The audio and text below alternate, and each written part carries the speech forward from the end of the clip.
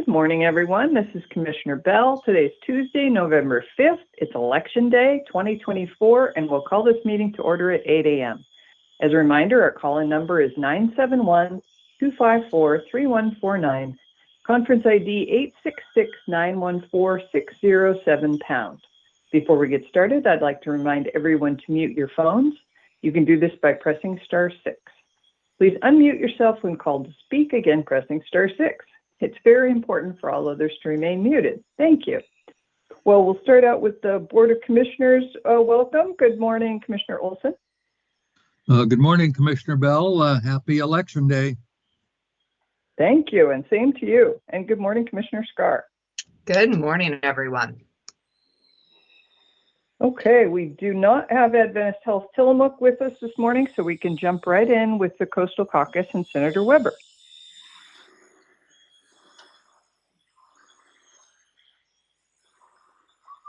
We'll give her a moment to unmute. I'm here. Am I unmuted? There you are. Good morning. Yep, good morning. Good morning. It's finally arrived. Yes. And you know what? Tomorrow, we have to think about all those poor TV stations and what are they going to do with all of that time and how much are they going to charge for it tomorrow and how much they have made off of this election. It's going to be interesting to see just what happens. Will they go into shock? Yeah, it's staggering. I just want to remind everyone to vote. I can remember being a late voter, coming home from Portland and thinking, I'm not going to make it, I've got to get my vote in there, and just making it by the skin of my teeth. Don't do that. They're collecting ballots all day today. And then also the ones that were sent in the mail will be, those will be honored also. And it may take us a while to, realize just what the results are, the reliable results of this election. But I'm hoping that everyone will just stay calm in the meantime, and we'll wait and see just how things turn out. I don't think anybody has an idea of what's going to happen, but just know that your vote is extremely important, and get out there and do it. Take a walk to the courthouse. City Hall's got a place that you can drop your ballot. Do it. I had a wonderful weekend, a fall weekend. I got to go campaign in District 31 with Darcy Edwards. And there's a wonderful coffee shop in Banks that if you're out there, it would be a good idea to stop in and see. They've got Longbottom's coffee, and it's very good. And then I also went to the 88th Annual Verboort Sausage Dinner in Verboort. And those folks know how to put on a dinner, let me tell you. I think we ate at about 3 o'clock in the afternoon, and our tickets were numbered in the 2,680 something. So you know how many people have come into that community, and they were going to be open and serving until 8 o'clock at night. And so they use that money to support their school. And so it's wonderful to see all of the young people working on this, and their families and their parents. And then it's just good food, and you get to sit and talk with people that you have never met before, make new friends, play some games in the bazaar. It's just a wonderful day. So that was fun. I also spent last week meeting with constituents, and I especially found out about the Netarts Park and the commendable work that the folks are doing out there to make that park a reality. So not only are our tourists going to be able to enjoy it, but the community members are going to be able to enjoy a wonderful open space again. And they're working on playground equipment and basketball, tennis, pickleball courts, they have big plans, and they are making it happen. So I want to recognize all those folks also. This week I also went to the City Holiday Committee meeting. You know that for the last, well, I think we started, Doug Henson and I started this like 20 years ago, the first Saturday in December. And once again, the first Saturday in December will be celebrated in downtown Tillamook in our town square with food and entertainment and fun. There's going to be related events also that will include all of our retail community in the downtown with a scavenger hunt. And then we're going to light up the town and just enjoy the evening. I think that this is just a wonderful opportunity for everyone to come together and start their Christmas celebrations early. And, the day before that, our museum is going to have their Festival of the Trees, where people can go and bid on trees and all other kinds of Christmas decorations. And that's also a wonderful event. So Tillamook does Christmas right. And the decorations that are going to be going up in the downtown this year are going to really make us proud. I want to celebrate especially the people who have dedicated themselves to making sure that, Tillamook is a wonderful, inviting place to come for the holidays. Also, today is the Tillamook Working Lands and Waters Cooperative. Their meeting is today, and that is another valuable organization that brings together all of our forests and our fishers and our farmers to really highlight what is happening in our area and to be the best ambassadors of it. Then, too, there's going to be a Northwest Regional Solutions meeting in Garibaldi this week. And our Senate President, Rob Wagner, is going to be visiting for lunch on Thursday. And so I'm going to be welcoming him and taking him out to lunch in our area, treating him to some of the things that we enjoy daily. That he also loves deeply too. This week I'm also going to be having a meeting with the head of OSHA, and I know that I have been getting a lot of calls and letters from folks who have been looking at the 34 pages of possible rule changes that are coming to OSHA. And one of them especially is going to be impacting our area, and that is going to be the one that says that you can't live within 500 feet of a livestock operation. And that's going to be an impossibility for our community to be able to honor that, because all of our folks live around our farms. Our farms are 24-hour operations. We are providing housing for people. Their work is right there. There's some paramount issues involved in that. Most of the changes are for the fruit growers and their housing, but this one change is just for livestock operations, and it is going to be very impactful on our area especially.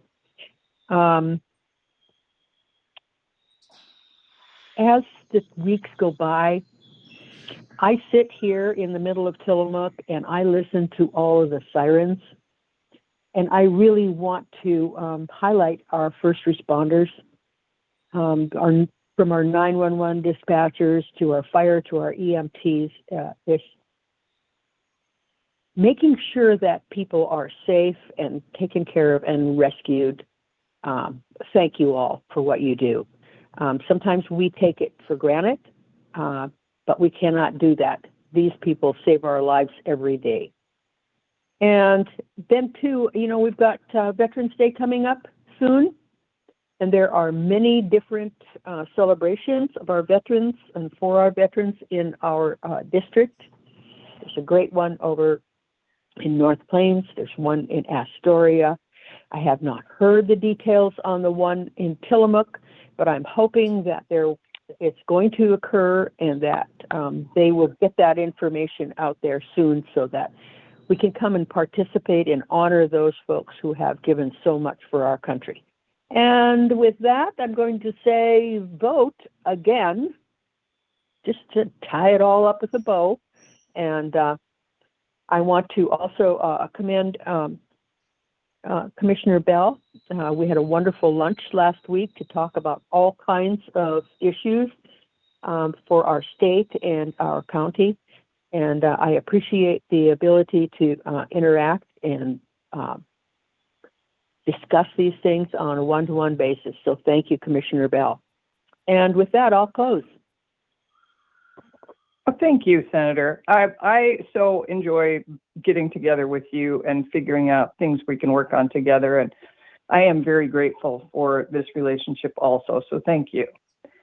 And I can answer your question about Veterans Day in Tillamook. Veterans Day in Tillamook will have a celebration out at the air base. There will be a breakfast served from 8 to, might be 11, starts at 8 for sure.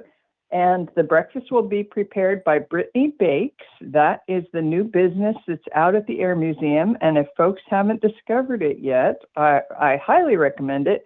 Brittany is a very talented baker who participated last year in the EDC pitch contest. She has a little retail establishment in Garibaldi, and now they have the kitchen out at the Air Museum, and she's just a very talented baker. So she's making breakfast for veterans and their families on November 11th. Starts at 8 o'clock. We heard Nick Torres say yesterday that there's a flyover potentially at 10:30, and then there'll be a celebration or an event at 11. So folks are welcome to come for breakfast and stay for the event at 11. So thank you for talking about that and for encouraging people to vote. I agree completely. Please vote. Your vote is important, especially local votes. I was talking to somebody last night who said, well, who we voted for president doesn't even matter in Oregon because we don't live in a swing state. But it's important. It's just important to vote because that's our voice. But actually, it's the local elections. Every single vote counts. And I can think of local elections that were won or lost by just a few votes, just a couple votes. So every single vote counts, and I hope that people vote and let their voices be heard. And I also appreciate you talking about OSHA and their proposed regulations for farming and housing near animal operations, which you're absolutely right, would be devastating for a number of local dairies. And that impacts all kinds of things. It impacts the ability for dairies to do business. It impacts the housing of the employees. It has far-reaching implications. So Senator Weber and I talked about that and how we can participate in OSHA's rulemaking process. So I think we'll be heavily involved in that. Do we have anything else for the Senator? If not, I'll say thank you and happy Election Day and move on to Representative Javity. Are you with us? Yeah, I'm here. Hey, good morning. Good morning. Happy Election Day to everybody. Looking forward to a fun day. Going to be working at the clinic and then heading home to spend the afternoon and evening watching the returns come in for the national election, and then we'll know about the state elections around 8 p.m. So, and from what I can tell, it looks really close to the national level, and it'll all come down to those 7 swing states. And it looks like Georgia, North Carolina, and Pennsylvania will be critical for Harris and Trump to at least win one of those, and then go on to the rest. So it'll be a interesting evening, and hopefully everybody remembers to get out there and vote. across the country, but especially here in Oregon, we have some important ballot measures on the ballot and that can have a direct impact on each of us, especially here on the coast. And then, of course, there's lots of local races, including mine, and then all the way up to the state treasurer and secretary of state. So lots to consider. And when I last checked, it looked like the county, the secretary of state, about 50% of our district, District 32, had returned their ballots as of yesterday, but those counts hadn't quite been updated fully for Clatsop and Tillamook County as of 5 p.m. yesterday. So that means I think another 4,000 or 5,000 votes might roll in today. So a lot can happen with all those ballots. It'll be exciting to kind of see what happens and get to share that with family and with friends. And so, besides Election Day, there are a couple, just to highlight, put a finer point on some of those issues that Senator Weber was talking about. First, it's exciting that Veterans Day is coming up. I know there's a breakfast up in Clatsop County this Friday, and then the one that you've mentioned as well. So appreciate our veterans and all that they've done, and continue to do the service that they did in behalf for each of us, and whatever we can do to be supportive of them, I think is the least that we could do. Second, definitely with OSHA and the workforce or the farm worker housing. This is something that popped up on all of our radars right around legislative days in September, and I know the Tillamook Creamery was quick to get in touch with both Senator Weber and I, as well as the Oregon Farm Bureau and some others, and said, hey, this is going to be a real problem.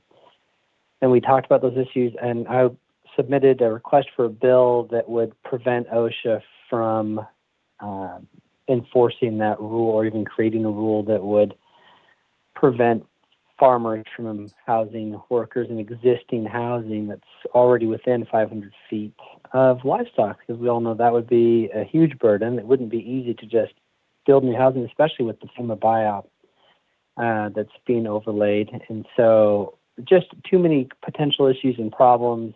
There's no evidence to support there's an issue. OSHA's come back, said as much as of recently, and so we're really hopeful that they'll just abandon making this rule. But I think having a law in place also that just protects existing housing that's already in those zones, I think gives our farmers some peace of mind. So I plan to continue to push for that legislation in the upcoming session. Other than that, I think right now just focused on the campaign, the elections, and then issues that are popping up in the email, with everything ranging from fish and game passes for fishing and hunting, as well as law enforcement needs, road needs continue to be a big deal with ODOT not having enough funding. And I know Senator Weber and I continue to push for conversations with ODOT and lawmakers about how we're going to address that and where the money needs to come from. And, is there a spending issue or is it an income problem? We've also had some conversations recently with superintendents and principals throughout the district about some of the legislation passed last term that would put an undue burden on the schools to provide some services that in rural communities we just don't have the staff or resources to do. And so no more details about that as time goes on. But for now, that's my update. I think Senator Weber did a good job of covering the bulk of it. Any questions? Thank you, Representative. Do we have any questions for Representative Javity? Thanks for talking about the fishing licenses. I continue to get correspondence from folks like the owners of Jetty Fishery who are super concerned about fishing licenses going entirely electronic and the impact to their business. So I'm glad you folks are still working on that. And I meant to say, this is an example of where I think things have gotten out of balance. I mean, we have an executive branch that we've given, some authority to make some rules or to administer some of the, to enforce some of the programs and laws that the legislation puts into effect. But as of late, the legislation continues to just delegate to the executive branch. And then they have OSHA, who, for example, and ODFW in the other instance, but OSHA, who wants to, just unilaterally make a law that would have a huge outsized effect on our community. And there's no debate. I mean, there's public comment, sure, but they can disregard public comment if they want. You can't vote these bureaucrats out of office. It's lopsided and should be run through the legislature. And I think that, talking about going back to the ballots today and people's vote, I think people need to, this is their opportunity when they don't like the job that their electeds are doing, or the way the state's going in the direction, to, take this opportunity to make that known by voting for people and programs that you think are the right option. And so I think that this is, I guess, to circle back, I really feel like OSHA's decision to limit farm worker housing is symptomatic of a greater problem we have in Oregon, which is just an overpowerful executive branch right now, which consider the needs of rural Oregon in the same way that it does communities down the I-5 corridor.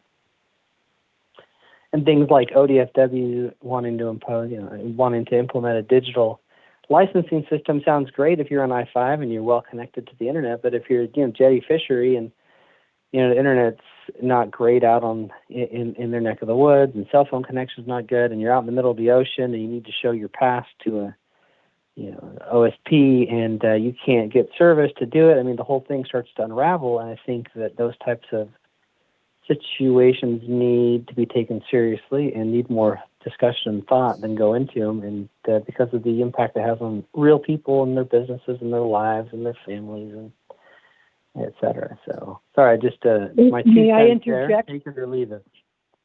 May I interject? I have a bill please. for that. We have one of our senators who, when any kind of an issue comes up, he says, "Oh, I have a bill for that." Well, I can finally say that I have proposed a bill concerning the licensure to make sure that we can keep what we have, so that people can continue to enjoy the clam and crab and everything else along the coast and have their paper licenses. That's So excellent hopefully news. hopefully we can get some attention to the issue in that way and get this turned around, because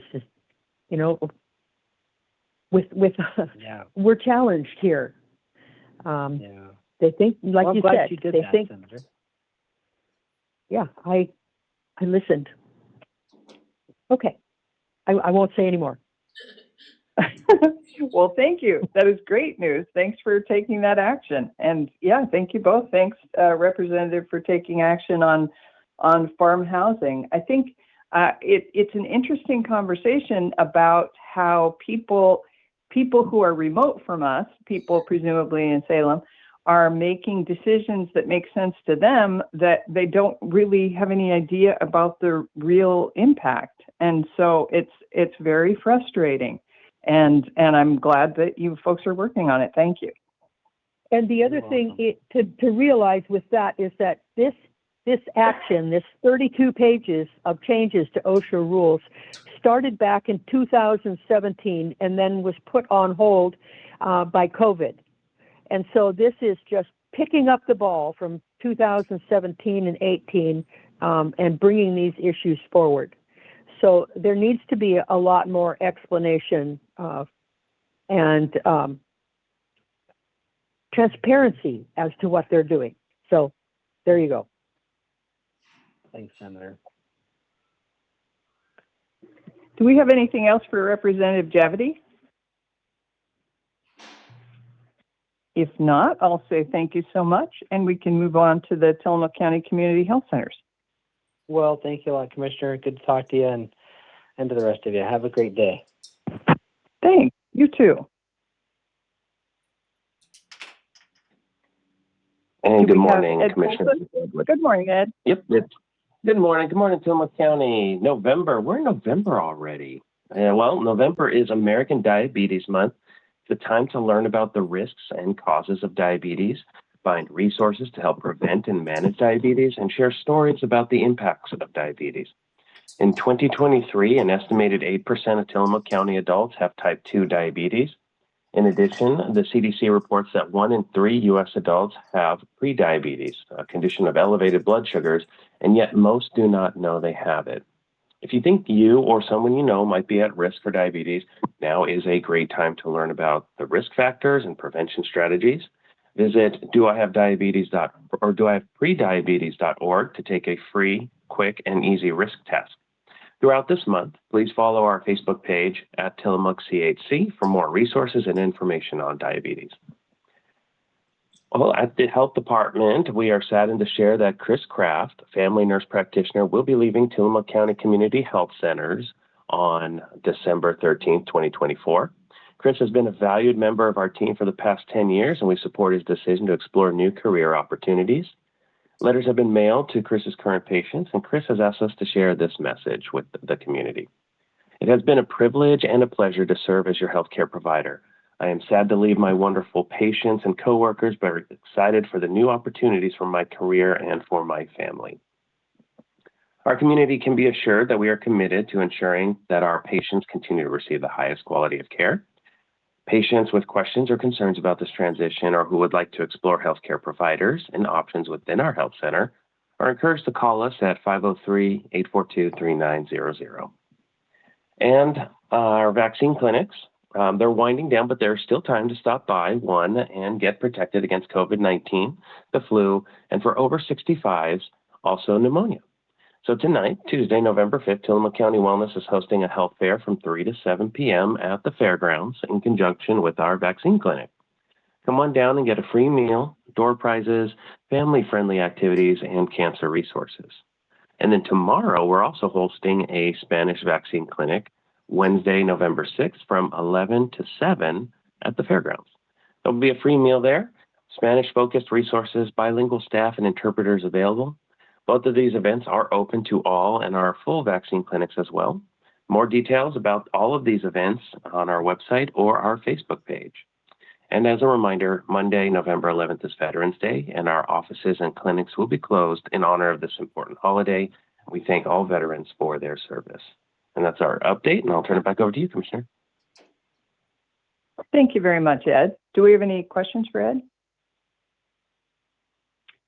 If not, let's move on to the Nehalem Bay Health Center and Pharmacy and Gail Nelson. Yes, good morning. Good morning.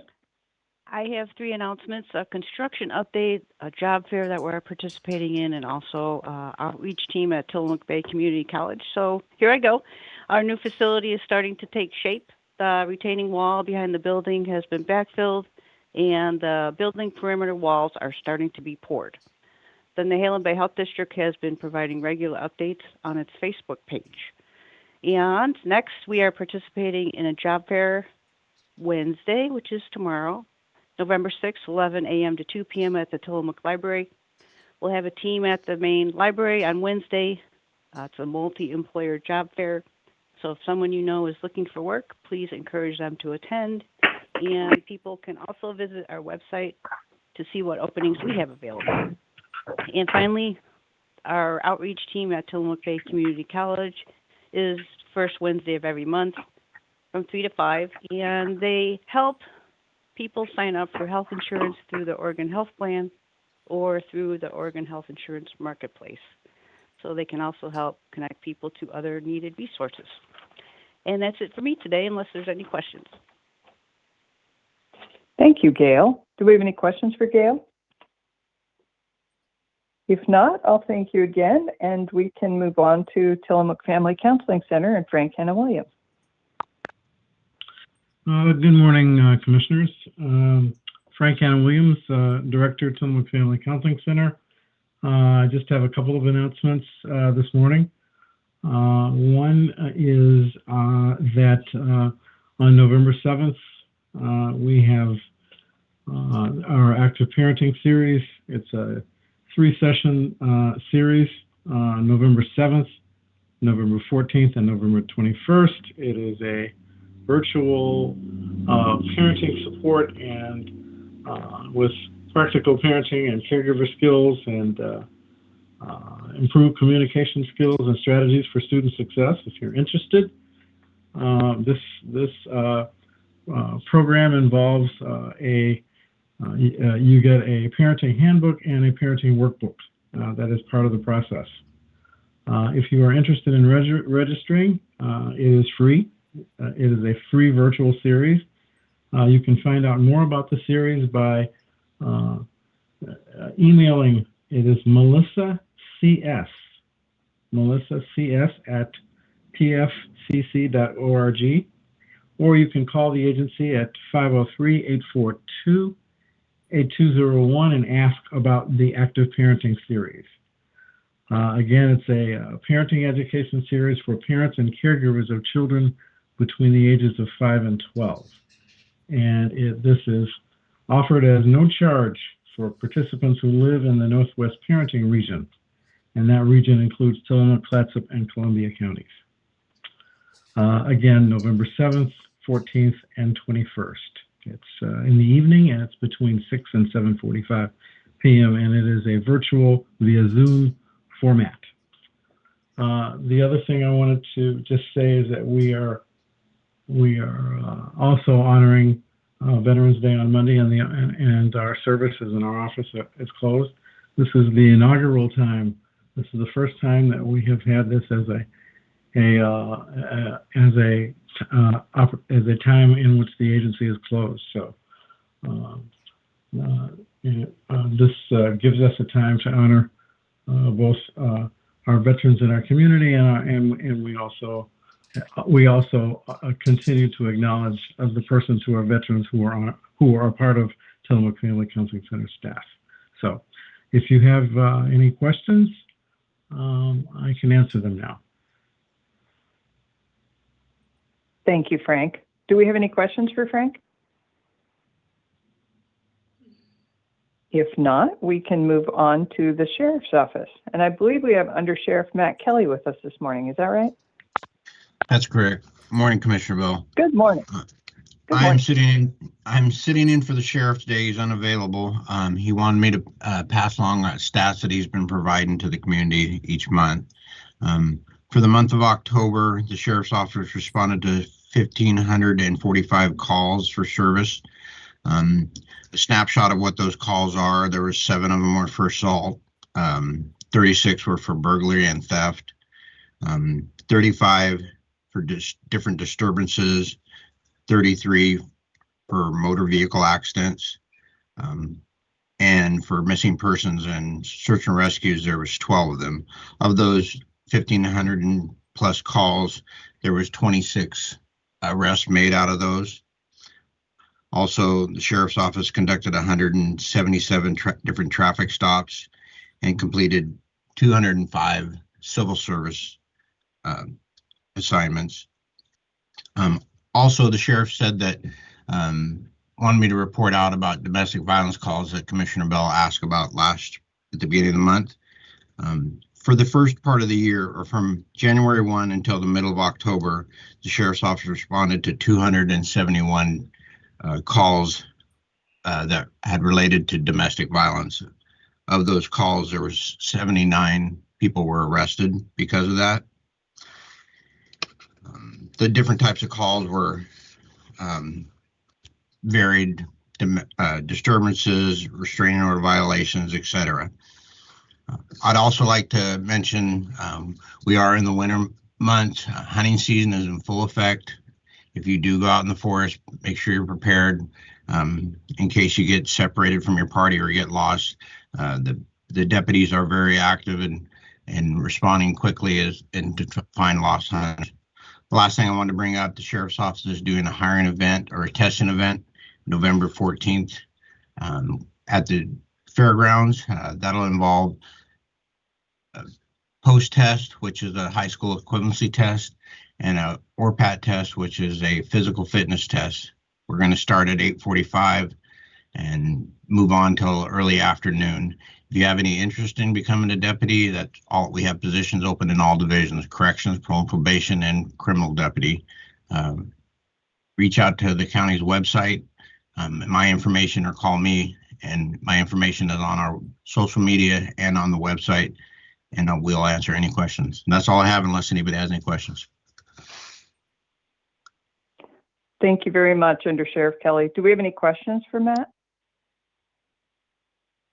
I appreciate you reporting back the domestic violence calls, the number of domestic violence calls, and I appreciate the sheriff for pulling those stats together. He said they aren't always reported that way or grouped that way as a report. So I know some work happened to pull that together. So thanks. I'm grateful for that. So 271 calls from January through October in Tillamook County. And it's interesting. The number's interesting because I learned recently that nationally, 1 in 4 women will have experienced domestic violence of some form in her lifetime, and 1 in 7 men. So the 1 in 7 men was a surprising statistic to me. I don't doubt it, but you don't often think about it. And altogether, that amounts to a substantial number of people who've experienced some kind of domestic violence. Like 39% of the population have experienced some kind of domestic violence. So it's, we've just passed Domestic Violence Awareness Month in October, and I think we should maintain our awareness of it throughout the year, and because it's happening all over, including in our community. So thank you for reporting on that, and thank you for your work on it. It's very important.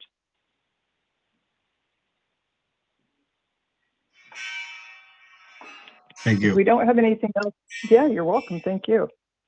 Let's move on to emergency management. Do we have Randy Thorpe with us this morning? You bet, Commissioner. I'm here today. Good morning.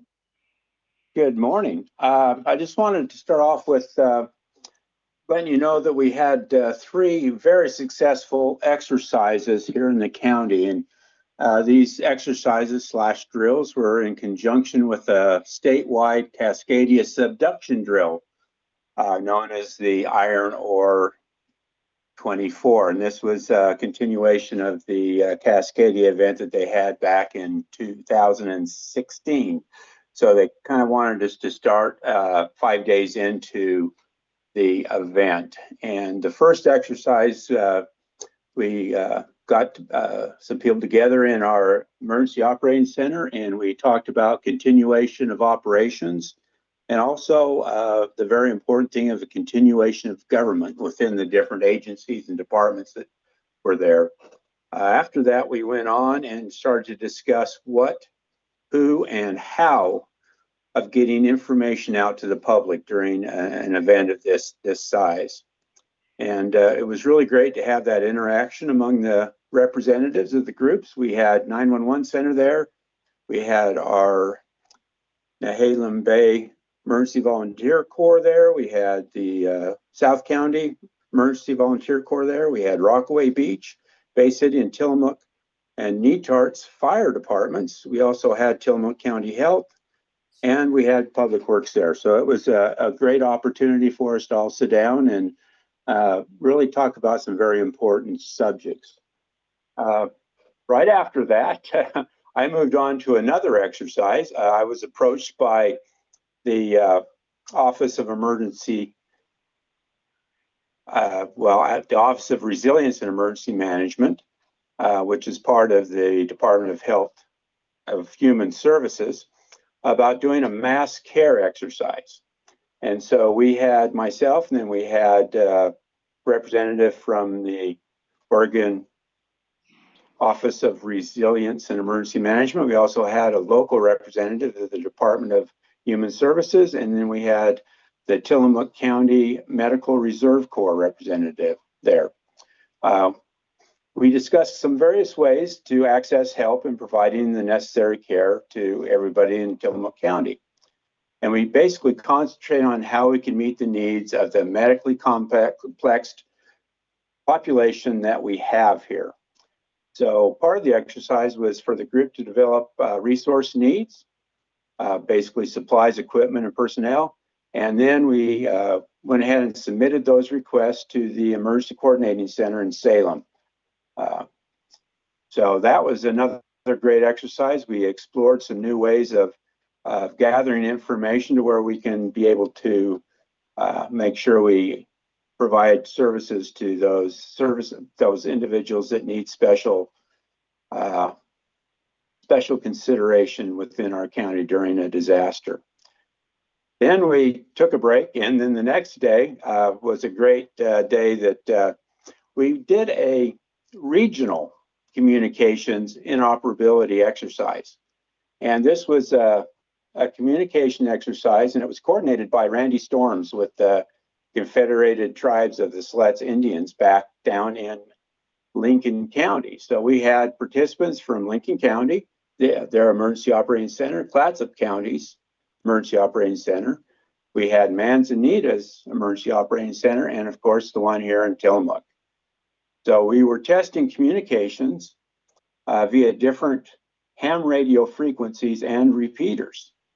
And we were able to determine which frequencies and repeaters allowed for the best signal for us to communicate among ourselves. And we were sending both voice and also written situational awareness reports to each other. And it went really well. And like I say, we identified a lot of gaps that we need to fill with some of the frequencies and the repeaters.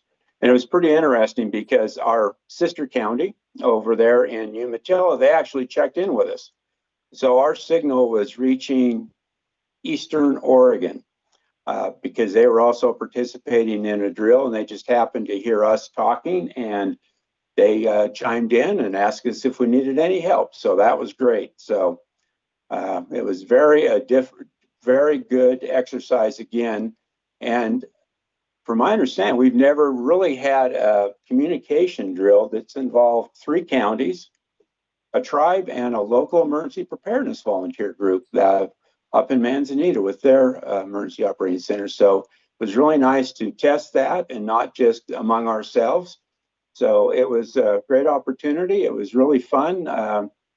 It went really well for those exercises last week. So with that, I'll just remind you again that King Tides will be here on the 15th to 17th.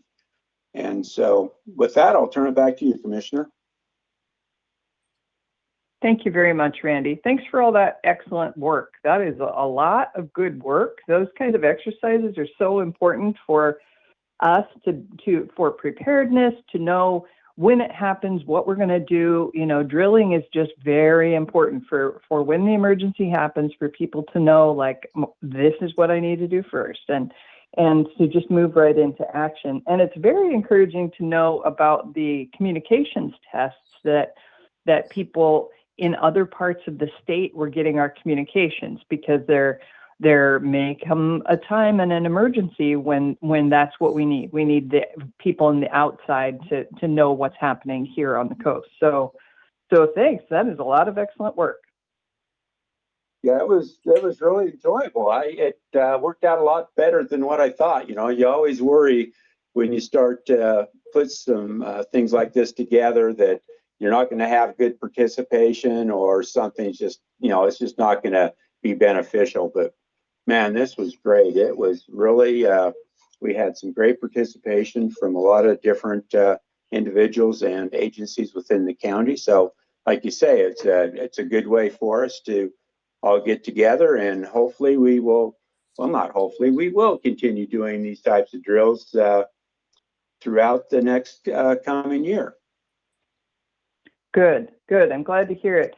As we watch the terrible emergencies that are happening in other places in our country, with Hurricane Helene and North Carolina, for example, and in other parts of the world, you know, there are extreme weather emergencies happening, and we are certainly not immune from that. So I am grateful for all of the work that goes into preparedness here, for your work, and that of all the volunteer groups. We have extraordinary volunteers in Tillamook County working on this, North County and South County and in between. And so we're very fortunate to have so many local people devoting themselves to preparedness.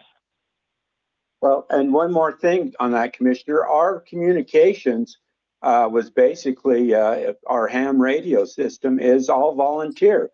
It's the Auxiliary Communication Organization here in the county, and that's made up of just all volunteers. So again, a big thank you to all those volunteers in our county that helped make this happen.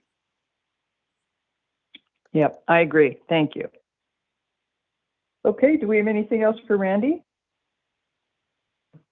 If not, we can move on to the Oregon Department of Transportation message. They are not able to be with us today, so they sent in a message, and I will read it. From Bill Jablonski, the Oregon Department of Transportation Area Manager. ODOT Winter Ops meeting was held October 24th, 2024 in Astoria. There was a nice mix of public works, law enforcement, emergency managers, and Oregon State Police who attended, including folks from the Tillamook area.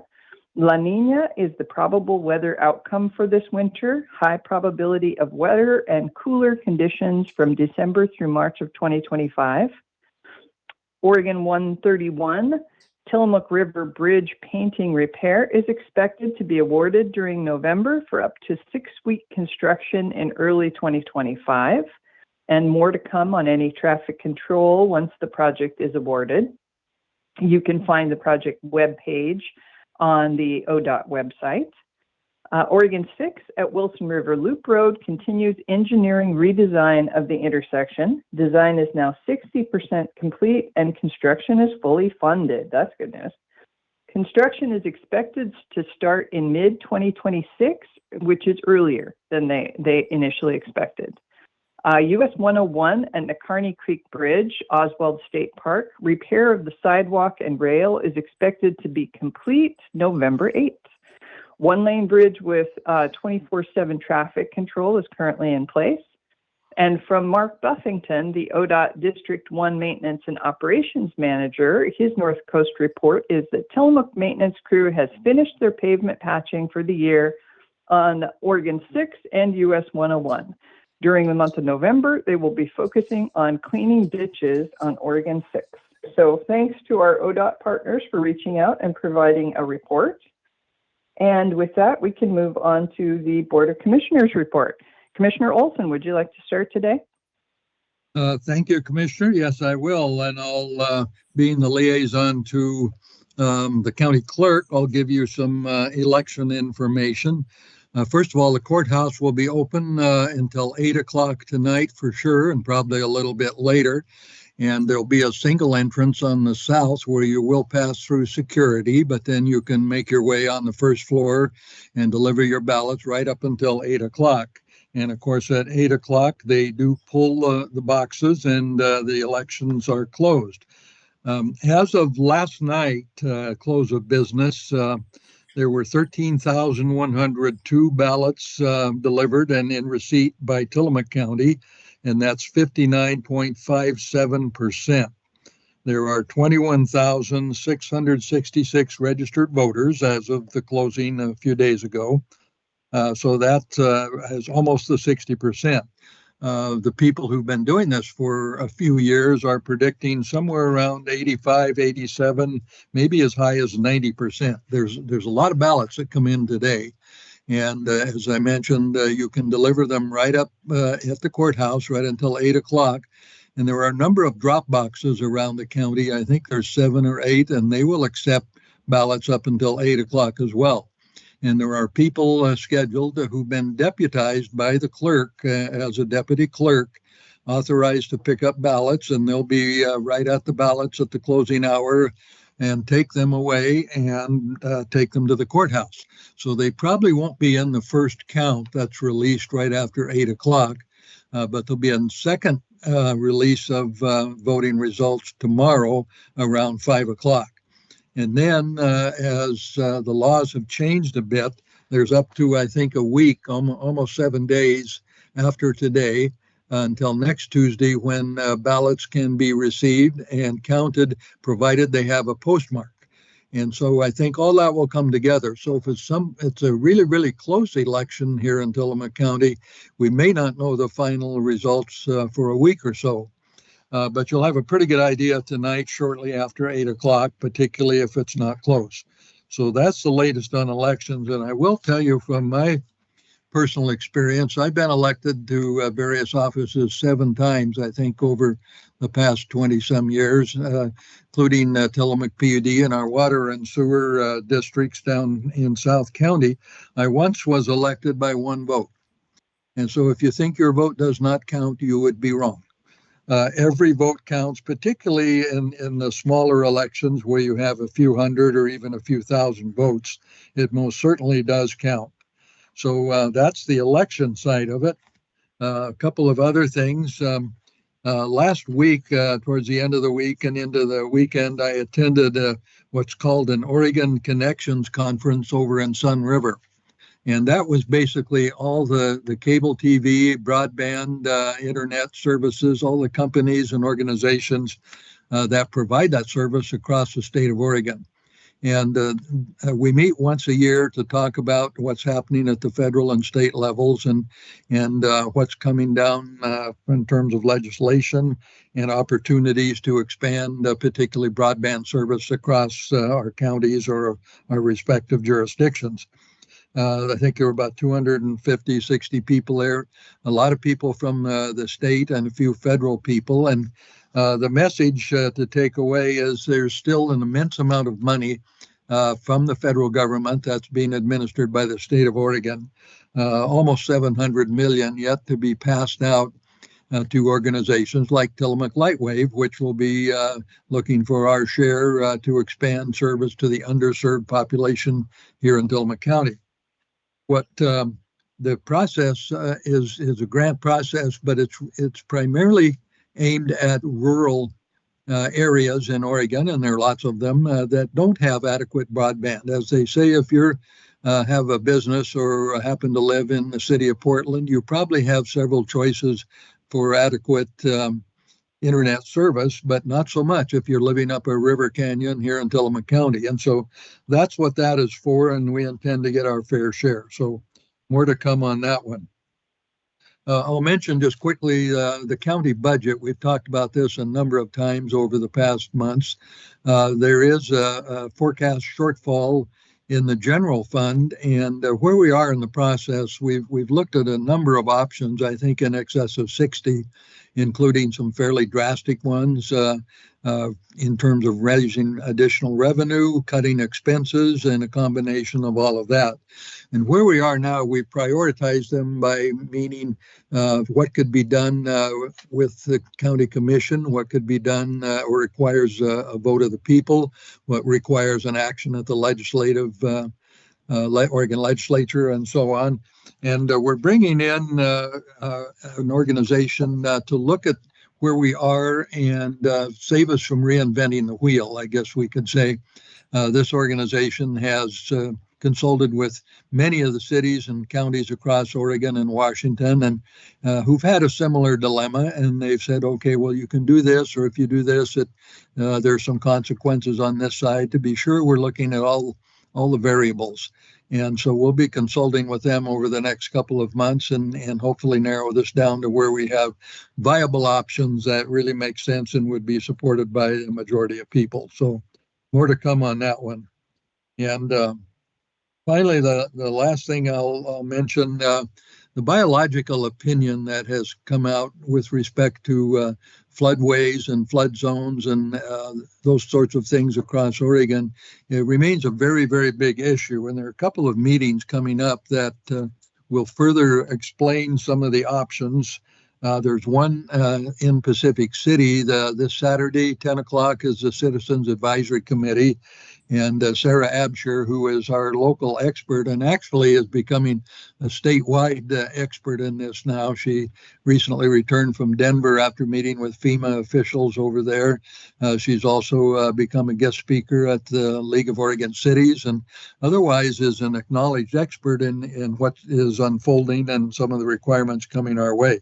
So at our Citizens Advisory Committee this Saturday, she will be there to answer questions about how this works and what the options are.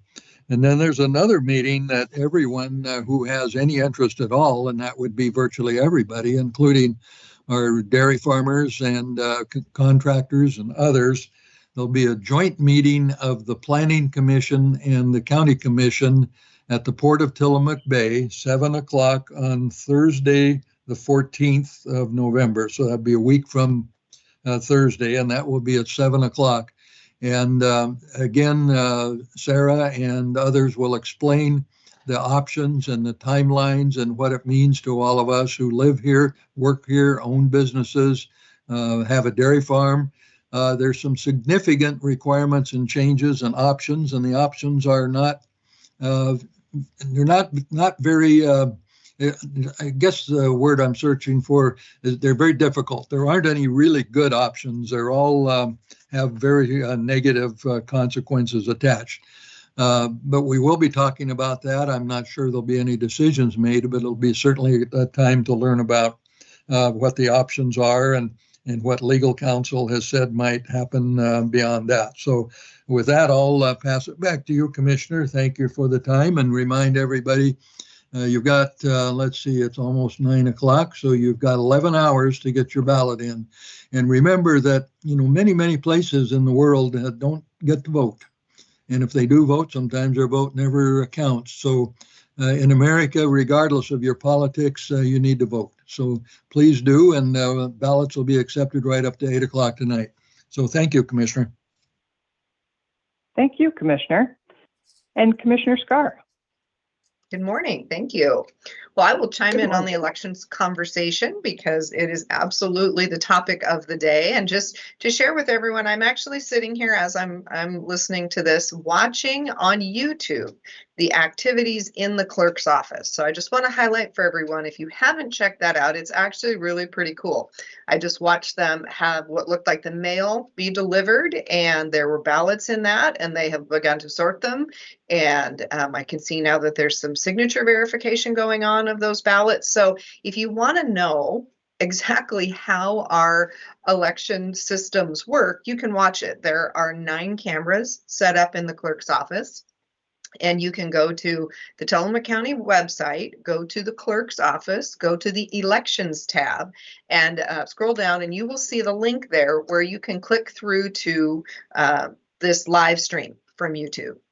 You'll also see another place where you can click on there where it describes what is happening in each of the 9 different camera angles. So there's a lot of scrutiny on elections, and we really believe strongly that our elections in Tillamook County are well run, fair, and that there's no opportunity for fraud. And this is one of the pieces of that. You can watch every single move that's being made in that office today. So just encourage you, if you haven't, take a look. It's interesting to watch. So, and with that, I just share everybody's, please vote. Local elections matter. Local elections matter perhaps more than national elections when you get right down to what impacts your life every single day. So definitely, even if you're feeling, as I think Commissioner Bell started out saying earlier in her conversation, that the presidential doesn't matter because we're so late in the day, please remember that every election matters and your local ones more than ever. So just want to encourage people to vote. Other things going on this week, I will be headed, well, actually, we're going to be headed to Salem on Wednesday, but it's been removed to a virtual only meeting with the governor's staff to continue talking about opportunities to replace revenue that has been lost under the Habitat Conservation Plan. We are preparing for the long session. We have been looking at options, debating options, and we're coming back to the table because all of the ones that we had identified essentially hit a no-go point with our legislators, which if this is going to be a legislative fix, obviously we need to have our legislators on board. So I don't know what will come of that meeting. It is Wednesday at noontime, but we are hopeful that we're continuing to work with the governor's office. We will find a path forward to keep our county financially whole in the face of the HCP. So just to share, those conversations continue. Looking forward, this Thursday is the Housing Commission meeting here in Tillamook County. Always an interesting meeting to see what's happening in our county around housing. The agenda this month will give an update on where we are with our housing grant process. The housing grant process is currently open and we are excited. I know that Parker, our housing coordinator, has been working with a number of developers on projects that they have in the pipeline here in the community, and we are certainly hopeful they will all seek funding so we can provide that catalytic support that we're able to get these projects off the ground and moving forward. So that's Thursday at 9 a.m. at the Port of Tillamook Bay in their board meeting room. It also is always available online if you'd like to just listen in, and you can get that link at the Department of Community Development on the Housing Commission tab. So please feel free to join us for that one. The end of last week, I spent both Thursday and Friday on the Salmonberry Trail. So we've talked a bit about the Salmonberry Trail, but I'm going to talk just a little bit more. I think I described before that we have two organizations working on the Salmonberry Trail. The first one is the Intergovernmental Agency, which is what was formed in the very beginning with the intent of rail banking that railway so that we could turn it into a trail. And on Thursday, we met for half a day with the Intergovernmental Agency looking toward the future and working to make a decision as to if we renew that same agreement or if we make changes to that agreement. Because really, those governments came together with the intention of getting this thing kicked off and getting it rail banked. And then I think no one quite knew what would be next. And now we are actually staring forward at what will be next, which is an exciting time. The second day that I spent was Friday with the Salmonberry Trail Foundation, which is a nonprofit that was set up out of the original group to do the fundraising and planning for the trail so that we can actually build trail. And what's really exciting at this point is that the foundation is launching a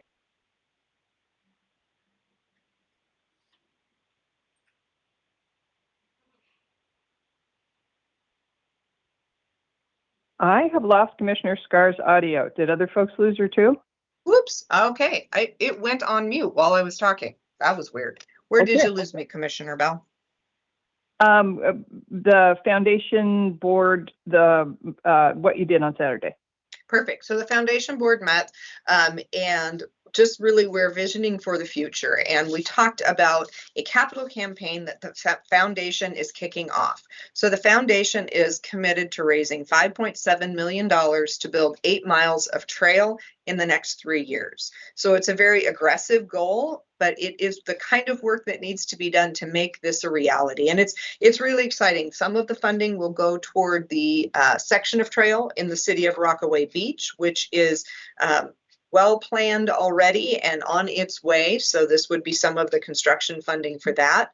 There's also a section in Wheeler that the foundation has been working with the city of Wheeler to look at building a little station there for the train and then a walkway that takes off from where people get off the train and allows them to walk north toward Botts Marsh. So there are a number of projects. There's also some happening on the east side, which is a connector between Stubbs Stewart State Park and the community of Banks. So there's lots of activity and again, a commitment to build 8 miles of trail in the next 3 years to make the reality of the Salmonberry Trail on the ground something we can see and touch and feel and walk on. So I share all of this because if you are in our community and you're interested and excited and would like to get involved, please feel free to reach out to me and I can make a connection to the foundation and help us make this a reality. So that was the exciting and fun part of my week last week. With that, I will turn it back to you, Madam Chair.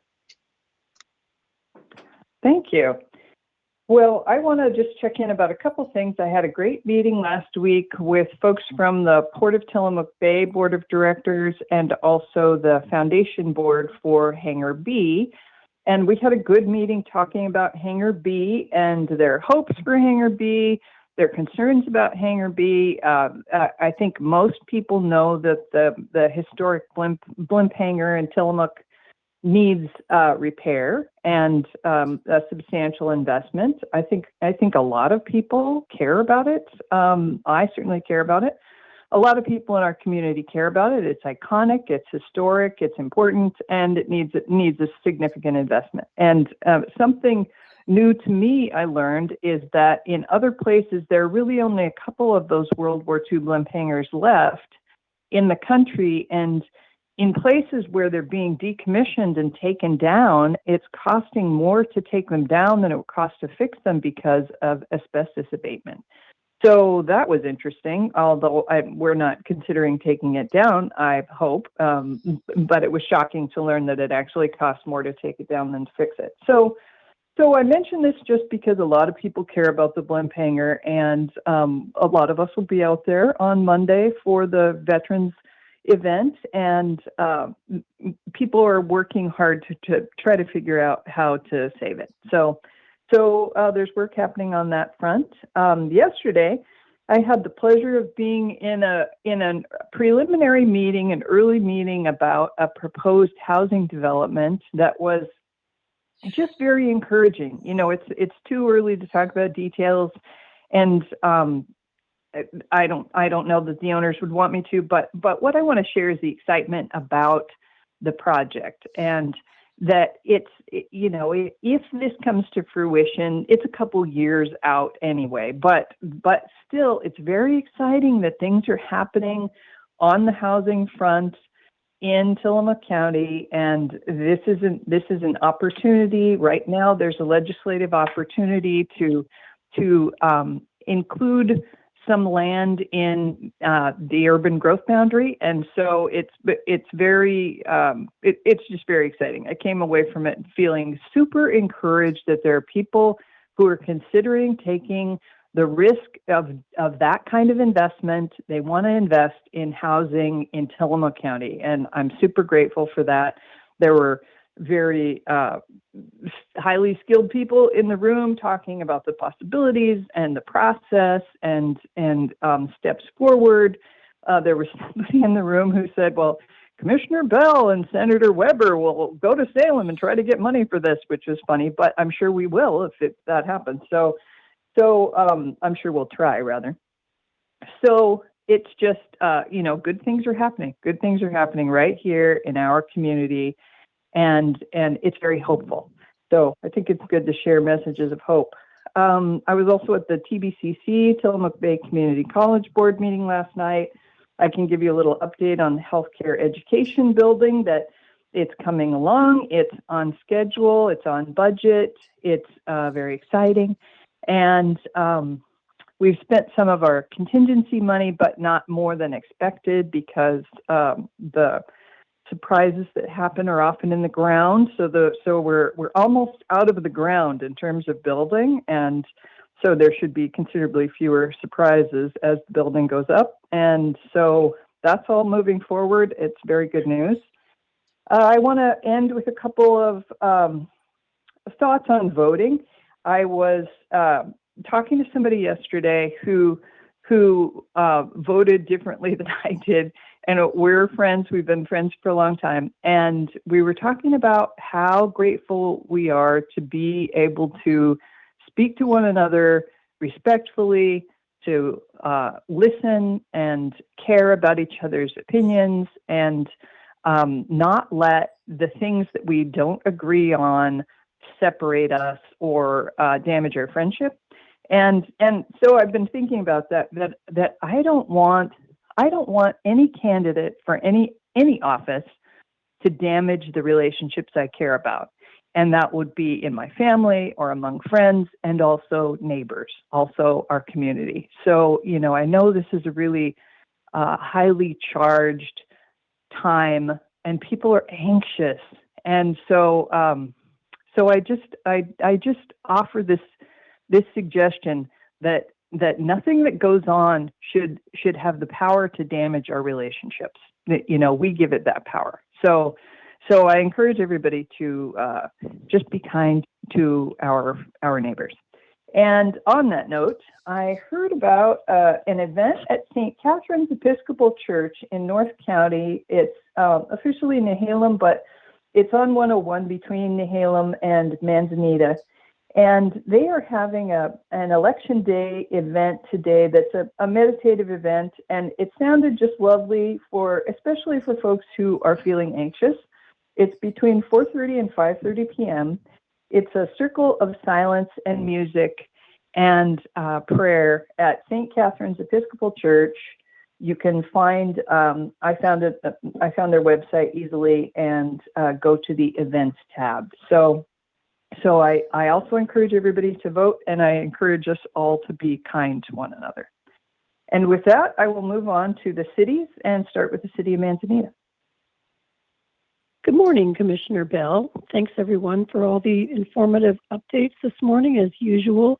I just would say briefly, we are looking forward to having another solid and council meeting tomorrow night on the 6th.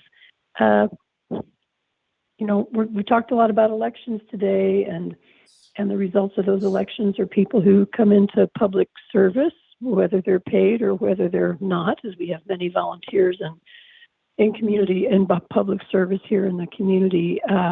We're just going to continue the good, solid business of city councils everywhere, up and down the coast. We're looking at reducing our speed limit for the safety and well-being of our many, many walkers and bikers, bicyclists and kids and dogs in the town.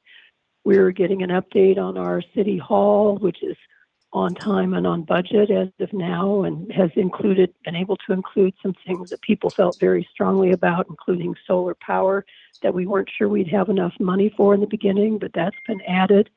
We're looking at the process of replacing potentially, or at least dealing with 3 openings in our budget committee in the spring. So, the business goes on, and some of it is exciting and some of it is not so exciting to people, but I just stress that we just keep on month after month with all of our meetings. And if anyone is listening and would be interested in learning more about how to participate and or even how to access some of those meetings, I'd be glad to help. And our city's website would give you information about that too. So thank you from Manzanita. Thank you, Mayor. How about somebody from the city of Nehalem? Or Wheeler? Or Rockaway Beach? Good morning, Tillamook County. This is Charles McNeely, Mayor of Rockaway Beach. Good morning, Mayor. So, Rockaway Beach's fire department was invited to visit the Garibaldi Grade School kindergarten class. The class learned about fire safety and had an opportunity to explore the fire engine and try on some firefighting gear. I suspect this was the highlight of their week, and it certainly would have been for me if I was still in kindergarten, and some days I wish I still was in kindergarten, if I was honest. Public Works completed its lead service line inventory. A note on our next water bill will direct residents to view updates regarding the lead and copper rule revisions on corb.us. There you'll be able to find the mandatory notice with results from our lead and copper service line inventory. And then last, just mentioned Finance Director Marty Johnson's focus has been on our auditor site visit for the fiscal year 2023-24, and Kuntz Velasquez and Associates will return in January to present the completed audit report. With that, I'll kick it back to you, Commissioner. Thank you very much, Mayor. Do we have anybody on from the city of Garibaldi? How about Bay City? Good morning, Commissioner Bell. This is Leanne Welch, Mayor of Bay City. Good morning. So tonight we have a city council meeting that starts at 6 p.m. and on our agenda are several things, and one of them is a notice of intent to award a contract to WRK Engineers. They're going to be designing a seismic upgrade to our fire department, and our fire department was lucky enough to get a $2.5 million grant from the state of Oregon for our seismic upgrade. Moving on, we have, as a result of the FEMA buy-up and the pick-em choices that we're supposed to make by December 1st, we are unable to logistically make that deadline. So we are going to be considering a temporary moratorium on development in the special flood hazard areas until March 31st, 2025, as we work through this process. And then we are approving or considering approval of a contract with Business Oregon for $3.8 million. This is a partially forgivable loan, up to $2 million forgivable, which means we don't have to pay that back, for a new water transmission line and a new water reservoir for the city of Bay City and all of our water districts. So a lot going on in Bay City. We also had a very successful trunk or treat event on Halloween in Bay City. We had about 200 kids that showed up, and it was just very successful. So a lot of good things happening in Bay City. Any questions for me? I don't have any questions for you, but thank you very much for your report. Thank you. Have a good day. You too. Do we have Nathan George from the city of Tillamook? Yes, good morning, Commissioner. You hear me okay? Good morning. Good morning, we can. Wonderful. Thank you very much. Yes, I do. First, I wanted to go over the council meeting from last night. Our regular minutes were approved. We had the Pacific Northwest Clean Water Association Award. That's a very prestigious award that our wastewater operator, Kenny Ullman, received. On behalf, he was chosen out of all the wastewater operations in quite a bit of Pacific Northwest. I don't remember exactly all the counties and states it covered, but it was pretty amazing that he was able to obtain that for the work that he does and his team does with our wastewater treatment plant. So we're excited about that. The Tillamook Chamber of Commerce Tourism Management Program update was last night, and with their annual report, which was very detailed this year, and I really appreciate that. We had a very long discussion on Federal Emergency Management Agency update, and jointly with our Tillamook City Planning Commission. And we want to thank Sarah Absher. She gave the entire presentation. She just did a fantastic job. And that, I won't go into details on that, but there are a lot of, as I know the commissioners have talked about quite a bit of regulations and different things going on. So not to recap the whole meeting, but just to say that the city council chose to wait until the next meeting, which is, I believe, the 14th of November. And then we're going to wait. That's the county commissioners meeting, I believe. And then after that, we'll make a decision, because the council had a really strong desire to unite with the county and move in the same direction of the county's doing. So I thought that was really wonderful. We also council held the second reading and adoption on an ordinance regulating state's licensed psilocybin facilities. So we'll be one of the cities in Oregon. There's not very many, but it was adopted last night. So we do allow state licensed psilocybin facilities. So what this does is it allows those facilities to come into the city. They are doctors' offices. They're medical facilities. They have very strict regulations of where they can locate, and they also have to be licensed to the Oregon State Health Department. So it's very regulated, and this could be a benefit to those who need such services, and also be additional, I guess potentially, I guess it wouldn't be tax revenue, but it could help be additional help with helping our community be stronger. So at any rate, and then we had an ordinance vacating the partial locate in the northern portion of Evergreen Drive. So there's a piece of Evergreen Drive that is between 3rd Street and Highway 6. Has never been developed, and in fact has things actually in the right of way. And so that's been vacated over to the person that owns the property completely surrounding it. It's across from Central, oh my gosh, I can't think of it now. The convenience store there across the street. So that was adopted and approved.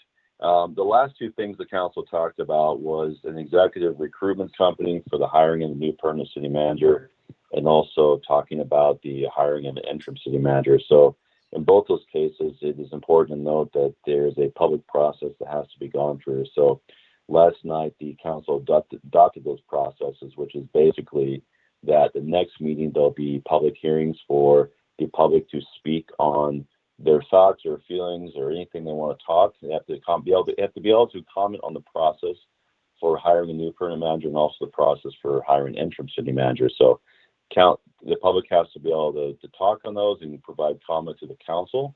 And then the council will be able to have some quotes from executive recruitment companies. And they are very strongly saying that they definitely want to have a recruitment company, which is a fantastic thing to have a truly strong and good process, and be able to work with the community in hiring a new city manager. And also similar for the interim city manager, and then they can go in the executive session and interview people who have submitted those, and they must be qualified. And there is an application, not an application, because there's a job posting on our website, and what it requires is submitting a resume and a cover letter. So if you have any questions about that, please contact me or contact our HR department. But there has to be a public process. You also have to discuss salary and benefits by Oregon law for those positions outside in the public setting, in a public meeting. So most of the stuff cannot be done in executive session, only the actual interviewing of a interim city manager. So that's it. So, and then the process would be for those, a company, whomever they hire, or they decide to interview those companies. If they do decide to interview companies, then they would have to come in or be electronically interviewed in a public meeting. So there's a lot of regulations and things that have to be done. So council adopted both those processes, which are basically having the first public hearing comment next week and then beginning to move forward in the process. So at any rate, that was the council meeting last night. In the police department, Chief Troxel attended the Northwest Crisis Intervention Team conference last week. Chief Troxel is also pleased to announce that our partnerships with our law enforcement counseling services to include our crisis response is right on track. We would benefit from a formal 40 hours of basic CIT training, which is Crisis Intervention Team. Chief Troxel is proud of the progress our community is making towards this goal. We appreciate all of our partners. This past week, School Resource Officer Olson, Chief Troxel, Officer Sadler, Code Enforcement Officer Moreland, and McGruff, the crying dog, were downtown for trick-or-treating. And I don't know the name of the person that does the McGruff, but I believe it's one of our high school students, and I wanted to thank him for his work on that. This is a great event with well over 1,000 ghosts and goblins downtown. Sergeant Harrell, Officer Neubauer, and Chief Troxel handed out glow sticks around town in our neighborhoods. These glow sticks help provide visibility as trick-or-treaters are moving from house to house looking for that favorite candy. And this past week was busy as usual with calls for service and other activities. Our officers remain dedicated to protecting and serving the public. So in our Public Works Department, the wastewater treatment plant is temporarily offline, as crews install new piping to enhance safety performance, system performance. And we appreciate your patience while we complete this important upgrades. That's our wastewater treatment plant. In the in the streets maintenance division, our streets and public works crews are working diligently to keep our streets clear of fallen leaves this fall, which can clog catch basins and lead to flooding. Street sweeping will be more frequent, so please help by keeping leaves off the street and place them in yard waste bins. Property owners are encouraged to trim any trees in the right of way to maintain clear sight visions and reduce debris. And we have a catch basin cleaning with ODOT. In the near future, so you'll be collaborating with ODOT to clean catch basins around Tillamook. Please be mindful of traffic control devices that will be in place to ensure safety for crews and public, and we appreciate that partnership with ODOT. Our water division team is working with a contractor on Grove Avenue to repair the leaks in the water lines, and that is still going on and be wrapped up soon. His work is essential in maintaining reliable service in that area. So in the emergency sewer main line replacement on Grove Avenue, that was about the water lines. This is not about the replacement. Crews are continuing the emergency sewer main line replacement along Grove Avenue between 9th and 12th Streets. Detours in place to manage traffic flow, so please follow posted signs and allow extra time when traveling to the area. Thank you for your patience during this critical repair. And the holiday tree lighting ceremony will be coming soon. Bring in the holiday season with us at the 22nd annual Christmas tree lighting ceremony on Saturday, December 7th at Tillamook City Hall. Festivals begin at 3 p.m., offering family-friendly fun with live entertainment, a Christmas light parade, free food and drinks, photos with Santa and prizes. One lucky attendee will have the honor of lighting the tree. This event is free to attend, and thanks to donations from local sponsors. If anybody wants to have a sponsorship opportunity or needs more details, please contact Megan Gensley by calling our main number and going to Public Works, or at publicworks@tillamookor.gov is an email address. So maintenance requests in emergency context, if you have anything such as maintenance requests for pothole repairs, damage signs, overgrown vegetation, questions about infrastructure projects, city events, please visit our website, you can also, on our website, you can go in and email, or you can email publicworks@tillamookor.gov. And also, again, for emergency issues that are outside of regular hours, such as fallen trees blocking roads, sinkholes, or utility emergencies, please call our staff, call our main number, and it will direct you to the online staff. So reminders, if you see something, say something by calling 911 for emergencies and dispatch and non-emergencies. So I want to talk about this a little bit more, because we've had since our last week, we've had literally 3 incidents that I'm aware of that this has not happened. So we still have residents who are not calling when they see suspicious or even criminal activity, and instead are posting on Facebook, sharing with other sources, personally confronting these committing activities, and then complaining about these when they were not any responding officers. Our residents must call 911. It's the only way emergency services are alerted and can properly respond. Even if you see someone going through your trash, which is trespassing, or your neighbor's trash, please call 911. Please don't confront that person. I remember as a young child when I was living in Eugene, Oregon, when 911 became more readily available. So in 1979, 26% of U.S. had 911, and by 1950 it was 87%. Now it's at 99.98%. I personally always used 911 from when I was a child through today with my service in public sector. And I cannot emphasize enough, if you see something, say something, call 911. Even as a city manager, if I see something, I call 911, and I have done it several times in Tillamook. So please, people need to call 911. We're having people going out confronting people that are committing crimes, starting to break in or going through trash, and they're not calling 911. And for the safety of our community, I'm just begging our residents to please call 911. The next regular council meeting, and then not confront those people. In the next regular council meeting held on Monday, November 4th, excuse me, not November 4th, that was last night. The next one will be coming up, I believe it's November 15th. So anyway, it's 2 weeks from last night. We encourage everyone interested in your local government to attend virtually or in person. That's all I have, Commissioner. Thank you so much. I appreciate it. Thank you, Nathan. I appreciate your report as always. Well, with that, we can adjourn this call at 9:26. I'd like to say thank you to KTIL for broadcasting. Thanks to everyone who participates, and thank you, Tillamook County, for listening. Have a great day, everybody, and don't forget to vote. This meeting is adjourned.